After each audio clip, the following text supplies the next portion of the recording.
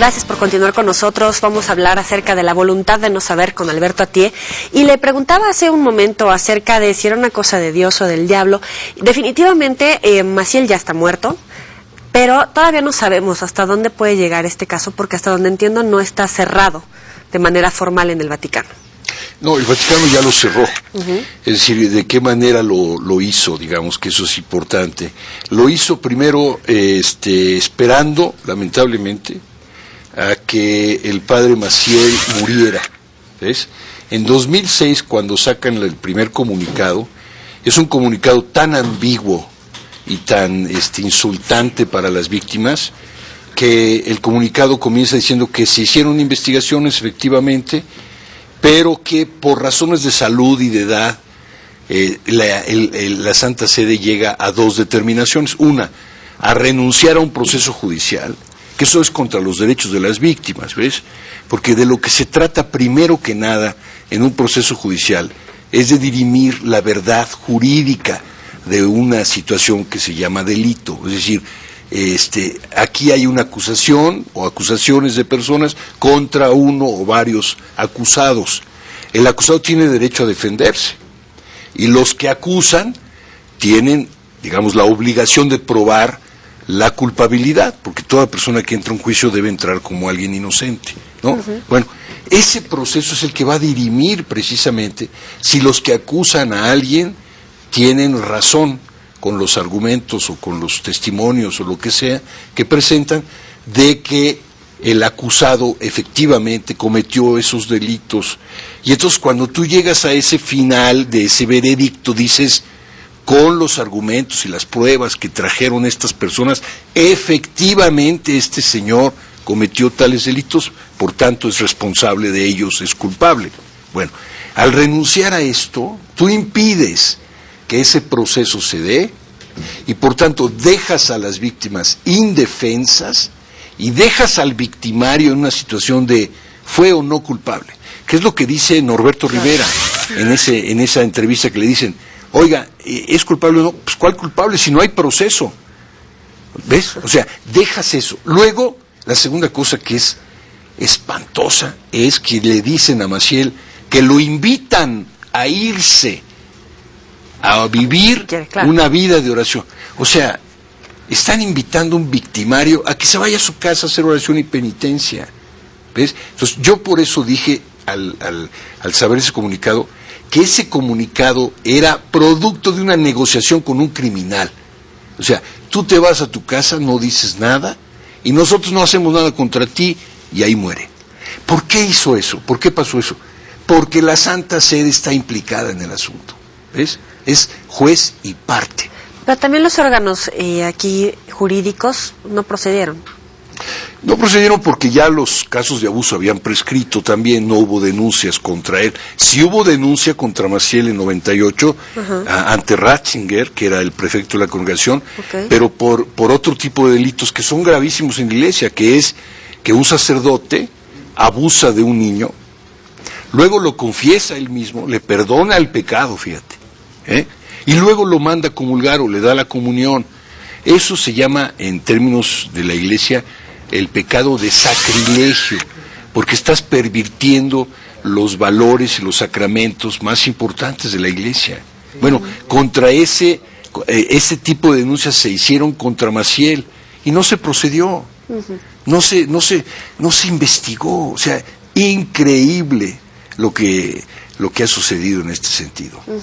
Bueno, también aquí en México sabemos de varios casos como los que están documentados en el libro, pero no necesariamente estamos hablando de que la gente lo lee o si lo sabe le presta atención y por eso decide renunciar a su religión. Por ejemplo, usted se alejó y decidió retirarse del oficio de sacerdote. Ya vemos muchas personas que estamos alejados de la iglesia. Sin embargo, no necesariamente la gente, porque sabe de este tipo de abusos, decide no practicar su religión, en especial la católica. No, sí, y está bien. Lo que sí creo que es importante es que aprendan a ser críticos de lo que sucede adentro, ¿ves? Porque en México tenemos una mentalidad muy reverencial. O sea, aunque un obispo o un sacerdote haga algo muy grave, como que nos asustamos y nos quedamos callados.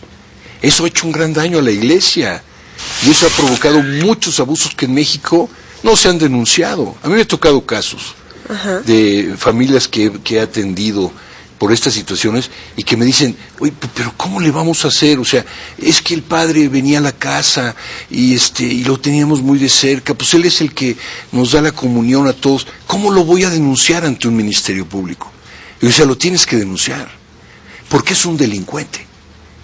Quítate de la cabeza si es padre o no, es un delincuente.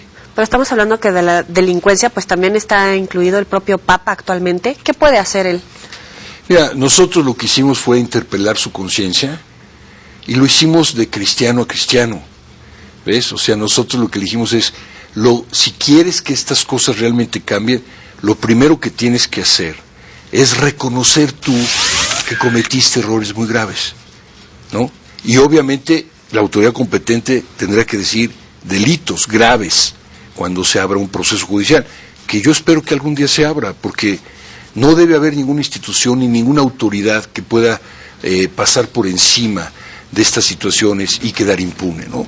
Entonces, en ese sentido, lo que interpelamos fue su conciencia como cristiano. Le dijimos, Pedro traicionó a Jesús poco antes de morir, eso es gravísimo, pero Jesús no lo condenó por su traición, lo interpeló y le dijo, Pedro, ¿me amas? ¿De veras me amas? Entonces, cuida a mis ovejas. Entonces, eso fue lo que interpelamos nosotros. Primero, la conciencia del pastor. Él tiene que reconocer y decir que nunca más va a volver a cometer un acto así. Lo segundo que tiene que hacer es reformar a la institución, ¿ves? ¿Y se puede? Por supuesto que se puede. ¿Cómo se puede reformar? Primero diciendo que todo acto de esta naturaleza es un delito. Y por tanto la prioridad la tiene la autoridad civil y no la autoridad eclesiástica. ¿Se puede refundar a los legionarios en México? Para mí no, porque en el caso de los legionarios no hubo ni fundador, fue un tipo diabólico, y no hay carisma. O sea, ¿con base en qué carisma vas a...? Ha habido refundaciones de órdenes cuando el carisma tiene riqueza y se pierde. Ok, hay que recuperarlo. Aquí, por favor, ¿cuál carisma? No hay fundador, no hay carisma. Lo que tendrían que hacer desde mi punto de vista es cancelar a esa congregación y salvar a las personas salvables, ¿no? Pero hay varios colegios que tienen esa educación e incluso el diablo está tentando a los legisladores para que se modifique este artículo constitucional que dice que la educación tiene que ser laica. Bueno, yo te diría que la educación en México tiene que ser una educación laica. Y laica significa, y en ese sentido es importante, no una ideología de no creer o una ideología antirreligiosa. Laico significa que yo puedo creer lo que yo quiera y tú también, o puedo no creer y yo debo respetarte a ti y tú debes respetarme a mí. Pero instrucción religiosa dentro de las escuelas públicas, como una clase, así como matemáticas, ciencias naturales, ¿estaría bien? Mira, yo te diría que hay países del primer mundo, de Europa, en donde eso pasa y no pasa nada, ¿sí? Porque es una elección, es una especie de materia optativa. Así como alguien dice, yo creo y me gustaría saber más, ¿no? Puedes hacerlo. Obviamente no tiene por qué ser en las escuelas, pero podría ser también. Yo creo que en un país democrático y maduro no habría problema. En México sí, porque tenemos esta historia que nos ha marcado en nuestra vida, ¿no? Ahora, ¿qué pasa con las víctimas? ¿Ya lograron superar esta etapa tan dolorosa de su vida? Pues mira, unos más que otros, ¿verdad? Pero eso marca para siempre. O sea, ahí sí te puedo decir que la psicología de un niño, pues es lo más noble, pero es también lo más endeble que tiene en la persona en su proceso. Y si tú le das una experiencia de esa naturaleza, obviamente la marcas para siempre. Puedes superar ciertas cosas, ciertos traumas, pero esa herida te acompaña siempre. ¿Y cómo superarlo? Pues mira, ahí entra terapia, entra un proceso personal, entra en la confrontación con el victimario, no en términos como los careos aquí, que es una aberración, pero en términos de poder encontrarte con él, poder decirle el daño que te hizo, y sobre todo que el otro reconozca y diga, lamento profundamente el daño que te hice, y además tienes un derecho a una reivindicación de tu fama, de tu honorabilidad, a una indemnización incluso, que parece algo utilitarista y no sé qué. No, el daño está hecho y debes de alguna forma de compensar. ¿Y qué hay del daño que ha hecho la Iglesia a la fe católica en México? Pues mira, es algo que no se ha valorado, no se pone en la mesa. Obviamente que el caso Maciel ha dejado víctimas no solo en términos de integridad física, de abuso sexual, ha dejado víctimas patrimoniales, víctimas morales, víctimas de fama, de honorabilidad de muchas personas, de muchas familias. En su caso, ¿podría volver en algún momento a estas filas de la fe, digo, ya no como sacerdote, pero a tener una participación más activa, más allá del libro, por ejemplo? Yo te quiero decir que para mí el Evangelio de Jesús es y será siempre una luz en mi vida. Su riqueza, su forma de enseñarnos el valor de la vida, del valor de Dios como Padre y Madre, ahí hay mucho que reflexionar. Son para mí permanentes, forman parte de mi identidad personal, pero obviamente mi relación con la institución ha cambiado totalmente. Híjole, qué fuerte.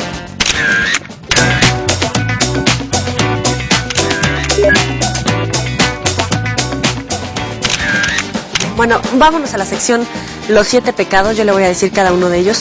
Y en este momento me gustaría que fueran los 7 pecados de la Iglesia. Me dice lo que se le venga a la mente. Gula. Gula, pues es invitar a la penitencia en la Cuaresma y por otro lado, al mismo tiempo, estar comiendo y bebiendo tranquilamente, al margen de todos. Envidia. Envidia significa comparar a los demás y sentirse mejor que ellos porque cometen más errores. Soberbia. Soberbia es yo sé todo, tengo toda la verdad, no necesito que nadie me enseñe ni me diga nada. Ira. Ira es estar muy enojado con los de afuera y muy benévolo con los de adentro. Pereza. Pereza es no poner todo el empeño en superar lacras tremendas que llevamos dentro. Avaricia. Avaricia es estar buscando el dinero y el poder por encima de todo. Y el último, lujuria. Y lujuria es predicar la pureza hacia afuera, condenar la homosexualidad y vivirla, practicarla y abusar de niños adentro. ¿Cree que en el pecado llevamos la penitencia con este libro, La Verdad? Pues a veces sí, a veces no, ¿no? Como yo he dicho muchas veces, no todo el que hace bien le va bien, y no todo el que hace mal le va mal. Alberto Atié, muchísimas gracias por este tiempo. Les recomiendo que lean nuevamente este libro y lo pueden descargar de www.lavoluntaddeноsaber.com. Bueno, por lo menos los expedientes. Muchas gracias. Muchas gracias. Y gracias a ustedes por acompañarnos. Nos vemos la próxima.